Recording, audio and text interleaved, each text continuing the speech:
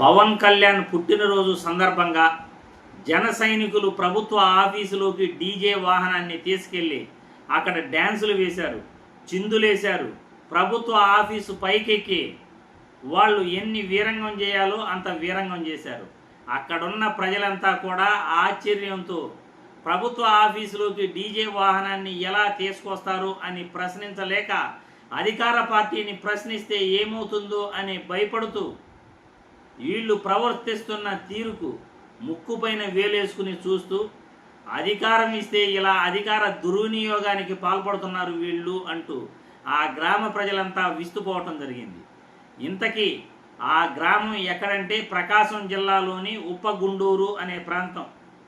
ఉప్పగుండూరు అనే గ్రామ పంచాయతీలో ప్రభుత్వ పంచాయతీ కార్యాలయంలోకి డీజే వాహనాన్ని తీసుకెళ్లటం జరిగింది. అక్కడ జన సైనికులు ఎలా చిందులేస్తూ వీరంగం సృష్టిస్తున్నారో ఈ వీడియో ఒక్కసారి చూడండి.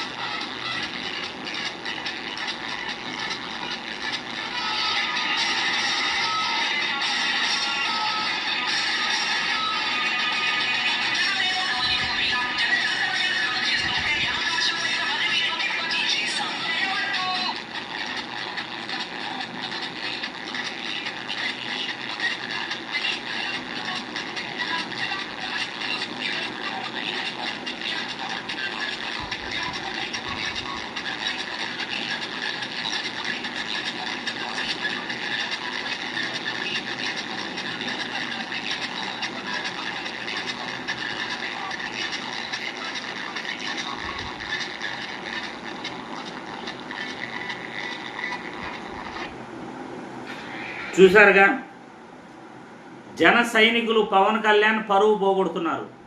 పవన్ కళ్యాణ్కి కష్టాలు వచ్చే పని చేస్తున్నారు. పవన్ కళ్యాణ్ని న్యాయస్థానాల ముందు నిలబెట్టే ప్రయత్నం చేస్తున్నారు జన సైనికులే. ప్రభుత్వ ఆఫీసుల్లో డీజేలు పెట్టకూడదు అని జన సైనికులకు తెలియదా? పవన్ కళ్యాణ్ పుట్టినరోజు సందర్భంగా ఇలా డీజే వాహనాలతో డ్యాన్సులు వేస్తూ చిందులు వేస్తే పవన్ కళ్యాణ్కి ఈ ఇన్ఫర్మేషన్ చేరలేదా? తమ జన సైనికులు రాష్ట్రంలో అధికార పార్టీలో ఉండి ఎలా ప్రవర్తిస్తున్నారు, ఎలా అధికార దుర్వినియోగం చేస్తున్నారు పవన్ కళ్యాణ్ గారు గమనించుకోవాలి. ప్రభుత్వ ఆఫీసుల్లో డీజే వాహనాలు తీసుకెళ్లి ప్రభుత్వ ఆఫీసులు పైకెక్కి డ్యాన్సులు చేస్తూ చిందులు చేస్తూ చుట్టుపక్కల ఉన్న ప్రజల్ని భయభ్రాంతులు చేస్తూ విసుగు పుట్టేటట్లు జనాల్ని విసిగిస్తూ సౌండ్ పొల్యూషన్ చేస్తూ ఈ విధంగా మీ పుట్టినరోజుని ఇంత బాహాటంగా ప్రజాస్వామ్యాన్ని దుర్వినియోగం చేస్తూ ఉంటే పవన్ కళ్యాణ్ దీనికి సమాధానం చెప్పాలి.